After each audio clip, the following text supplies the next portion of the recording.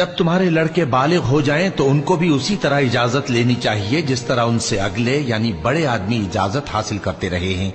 اس طرح اللہ تم سے اپنی آیتیں کھول کھول کر بیان فرماتا ہے، اور اللہ جاننے والا ہے، حکمت والا ہے۔ اور بڑی عمر کی عورتیں جن کو نکاح کی توقع نہیں رہی اور وہ زائد کپڑے اتار کر سر ننگا کر لیا کریں تو ان پر کچھ گناہ نہیں، بشرطے کہ اپنی زینت کی چیزیں نہ ظاہر کریں،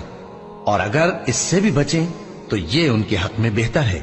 اور اللہ سنتا ہے، جانتا ہے۔ نہ تو اندھے پر کچھ گناہ ہے اور نہ لنگڑے پر اور نہ بیمار پر اور نہ خود تم پر کہ اپنے گھروں سے کھانا کھاؤ، یا اپنے باپ دادا کے گھروں سے، یا اپنی ماؤں کے گھروں سے، یا بھائیوں کے گھروں سے، یا اپنی بہنوں کے گھروں سے، یا اپنے چچاؤں کے گھروں سے، یا اپنی پھوپھیوں کے گھروں سے، یا اپنے ماموؤں کے گھروں سے، یا اپنی خالاؤں کے گھروں سے، یا اس گھر سے جس کی کنجیاں تمہارے ہاتھ میں ہوں، یا اپنے دوستوں کے گھروں سے۔ اور اس کا بھی تم پر کچھ گناہ نہیں کہ سب مل کر کھانا کھاؤ یا جدا جدا۔